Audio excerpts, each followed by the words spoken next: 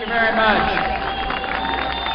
Thank you very much. Well, it's a great honor to be here today, but a very sad occasion, given the massacre that we've seen at Ashraf and Liberty, given the hostages that have been taken by the al-Maliki regime, given the repression that the regime in Tehran has been practicing.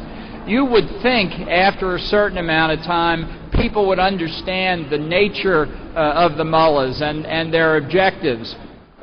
But time and time again they get away with charm offensives that the American media, the Western media more broadly, succumb to without even thinking about it.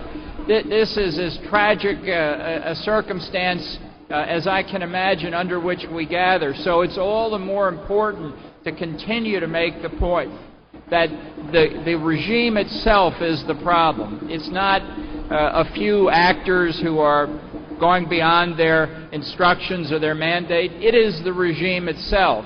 And it is why I have long believed, unfortunately contrary to what President Obama said at the United Nations this morning, but why American policy with respect to Iran has to be regime change in Tehran. Has to be regime change. Now, this does not mean that the United States itself has to be actively involved. It's the people of Iran that want regime change. The regime is unpopular. It stays in power because of its military capabilities. Everybody has seen that. We saw it in the summer of 2009. We saw it at Ashraf and Liberty, unfortunately, just in the past weeks.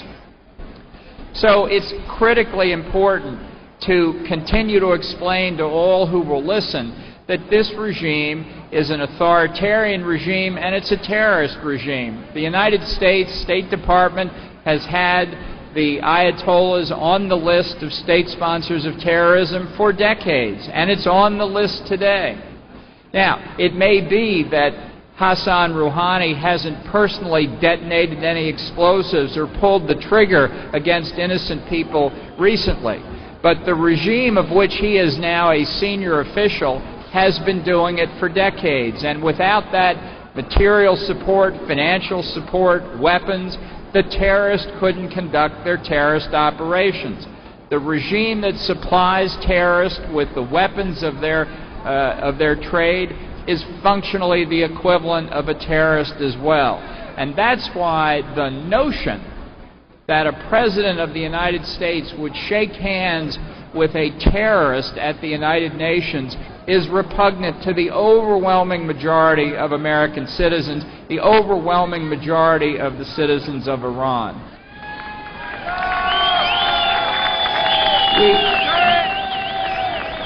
We are in the middle right now of a Hassan Rouhani charm offensive. He has a Twitter account as if that makes him any less of a terrorist supporter. He's going to do things that make the American media roll over like scratching a cat's tummy. There's no doubt he'll get good publicity for his speech today. But the fact is, Rouhani is a fraud. He knows what he is doing is trying to get relief from the economic sanctions, to relieve pressure on the regime inside Iran. Of course Rouhani wants relief from the sanctions. It's only sensible. But he's not going to make a single concession on the nuclear weapons program. And the critical point to understand here for the American and Western media is that the nuclear weapons in the hands of the Ayatollahs are not simply a threat to the United States, to Israel, to Arab states across the Persian Gulf, to the Middle East as a whole, to the whole world. Nuclear weapons in the hands of the Ayatollahs are a threat to the people of Iran because they constitute the single most important evidence of power to keep the regime in Tehran controlling the country. Once the mullahs get nuclear weapons, it becomes a lot harder for the rest of the world and the people of Iran to dislodge them. So when we talk about the threat of nuclear weapons, it's not simply the external use of nuclear weapons that should concern us, but the impact it will have inside Iran by solidifying the regime in power and making it that much harder to overthrow. And nobody knows this better than Hassan Rouhani. 10 years ago, almost exactly, beginning in 2003, he was Iran's chief nuclear negotiator. And he was extraordinarily successful in his diplomacy, persuading the EU3, Britain, France, and Germany, to negotiate at length about eliminating the nuclear weapons program. Rouhani made what seemed to be concessions, suspensions of the uranium enrichment program, but they were suspensions that were going to occur anyway because the regime had technical and scientific difficulties with uranium conversion and uranium enrichment. So the suspensions were in effect involuntary, but Rouhani was able to extract political and economic concessions from the Europeans. And he got something that he couldn't have obtained any other way. He got time for the regime to fix the problems, to overcome the difficulties, and to continue to make progress. And he gained legitimacy for the Ayatollahs by appearing to engage in a peaceful process of negotiation. Rouhani knows that playbook. He wrote the playbook, and he's got the playbook out again today. And he's simply turning the same pages.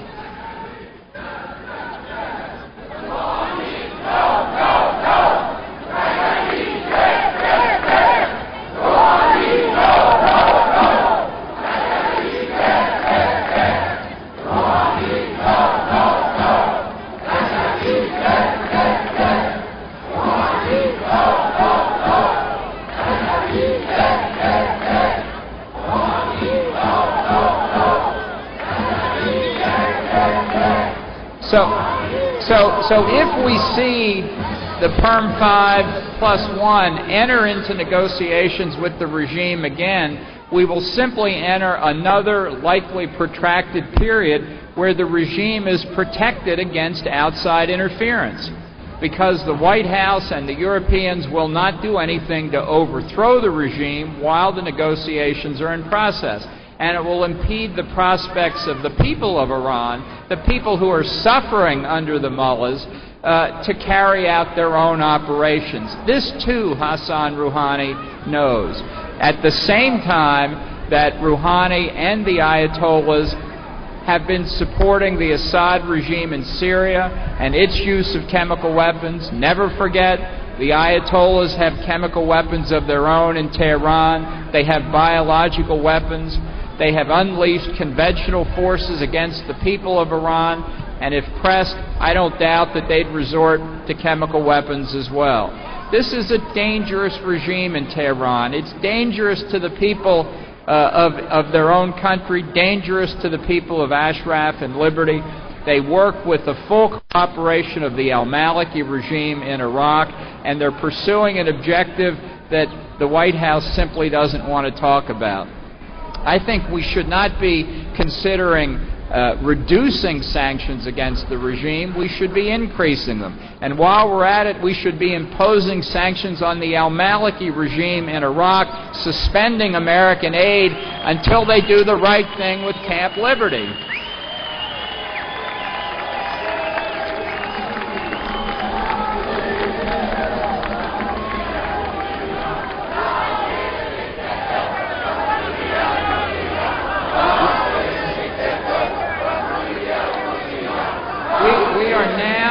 We are now entering a very, very dangerous period.